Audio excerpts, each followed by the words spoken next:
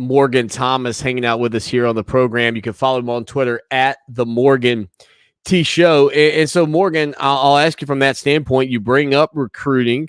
Obviously, Garrett Riley's last name tied to his brother, his runs of success with guys winning the Heisman Trophy.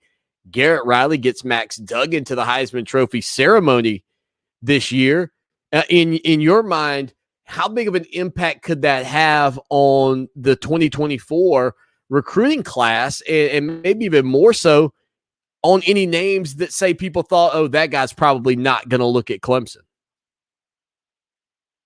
Well, I think it plays a big role in it. You're already seeing some discussion about Jaden Davis maybe thinking about Clemson a little bit more when most people said he was going to Michigan. And so now it's getting into where he's on the recruiting trail. They haven't had a formal introduction of him like in past, and it's because of the recruiting and the need to get out there on the trail and get into the living rooms of the players and the families and discuss how the future looks like going forward.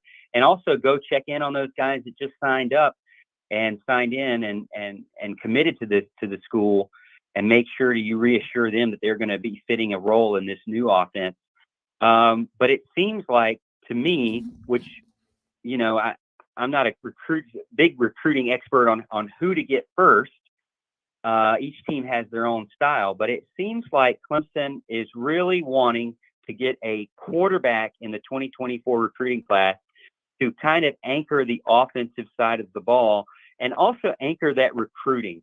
If you notice with Christopher Vizina from the 2023 class, he did a lot of the legwork behind the scenes in recruiting that the coaches could not do and would not be able to do in other cases, just because they're not, you know, the same age as the potential recruits out there. So right.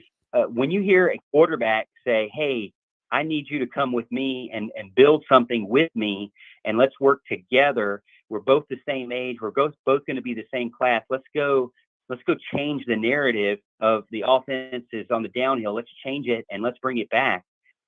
That's what you need. Christopher Vizina did well.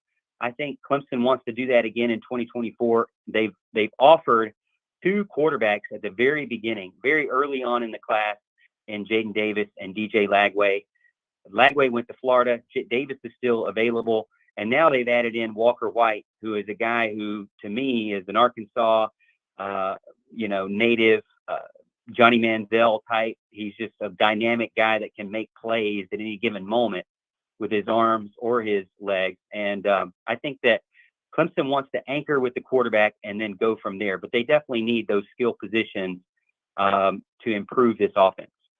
Again, hanging out with us, Morgan Thomas from the Morgan Thomas Show. You can catch that show over on ClemsonSportsTalk.com. Also, make sure you subscribe to his YouTube channel today, and he's on Twitter at the Morgan T Show. So, Morgan, I said earlier in the program, and I think people forget this because Trevor Lawrence just kind of came into Clemson and then ascended and took the Tigers to a national title and back to the championship game the following year and back to the playoff the next year. But when he decided to come to Clemson, there was an incumbent who had just led the Tigers to the number one seed in the college football playoff in Kelly Bryant. There was a 5-star in Hunter Johnson. There was a high-valued 4-star in Zarek Cooper. And here comes this freshman, out of the state of Georgia that says, out of Cartersville, that says, hey, I'm going to go compete and see what happens. And I think if you told that to a lot of high school kids, hey, look, you're the quarterback. You're going to come in. There's this former 5-star Cade Klubnik on campus, a 4-star, high 4-star, and Christopher Vizina. Some guys go, now I want to go somewhere else where I can play, right? But if you find the right kid, I don't think they're threatened by depth charts. Trevor Lawrence wasn't threatened by a depth chart. I don't know that Jaden Davis is that guy, but maybe he is. And if he is, then for those people that are out there going, well, why would he ever commit to Clemson? Well, I'll tell you why. Because guys like that, if he's got that Trevor Lawrence gene in him, if you will, they just come to compete.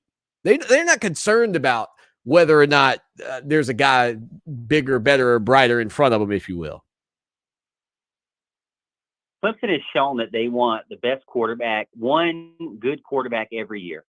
and they want to go after the best one they feel like they have the best chance with, that has shown equal amount of interest and investment in seeing what the Clemson culture and the stadium and the university is about.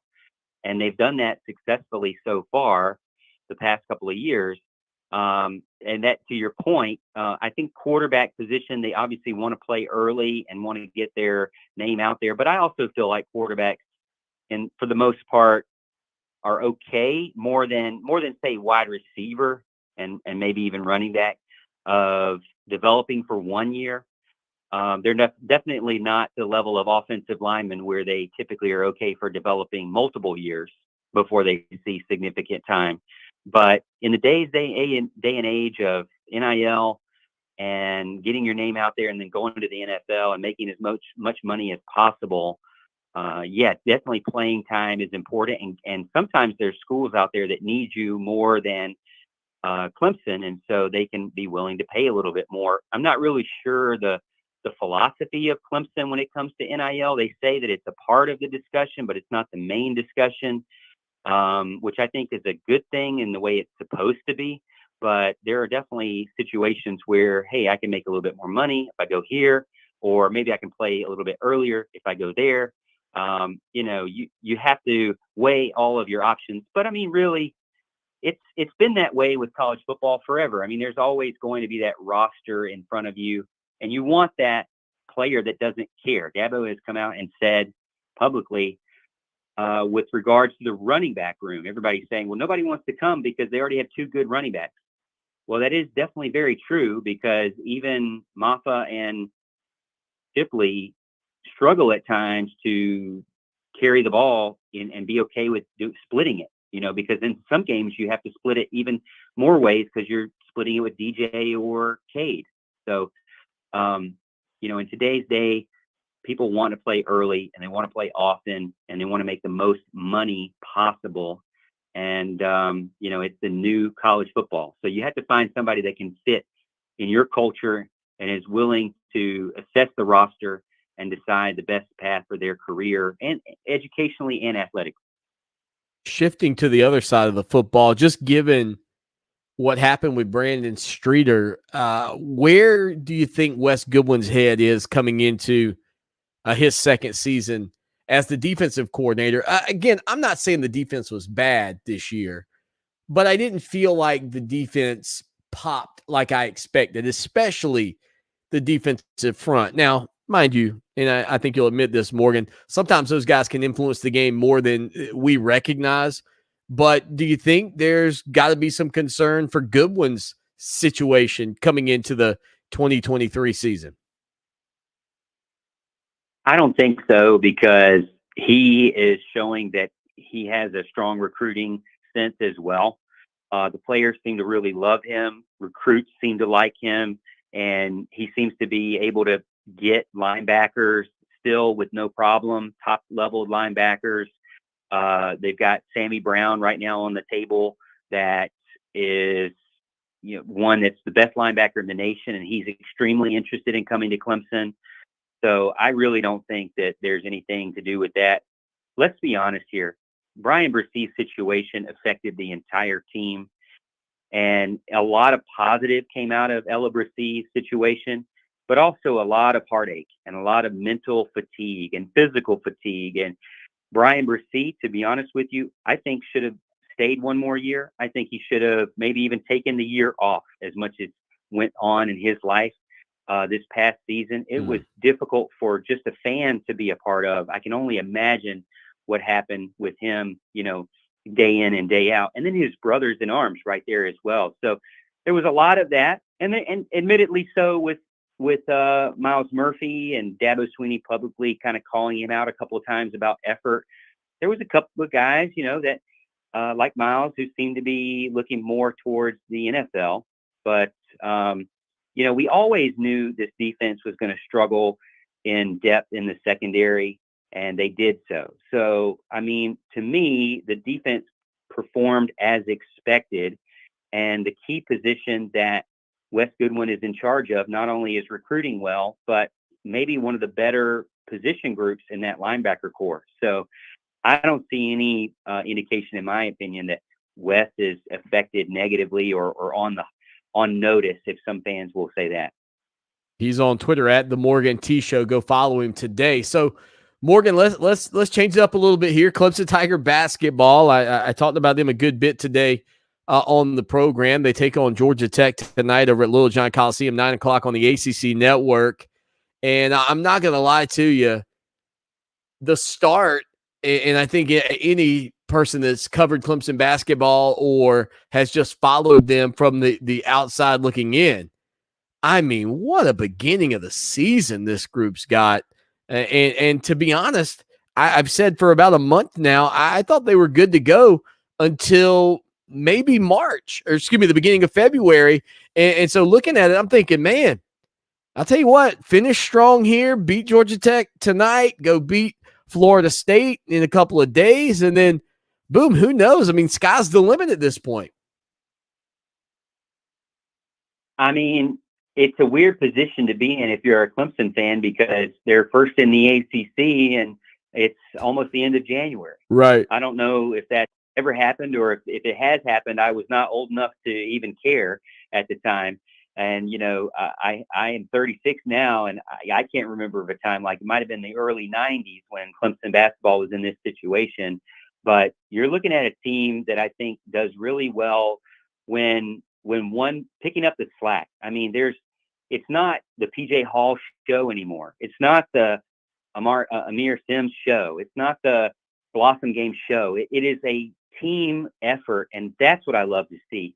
When Tyson's not doing well, Hall picks up. When Hall's not doing well, Shefflin picks up. When Shefflin's not doing well, Middlebrooks picks up. And Chase Hunter has filled in a spot as a point guard where he's not naturally used to. And you have guys that's been injured where other guys like Dylan Hunter stepped up and really helped the team out. So I love to see this team. And Brevin Galloway, I can't forget Brevin. I mean, he showed up. He feels like, this is kind of his final stand, hometown guy, just really being able to show out what he can do for his last season.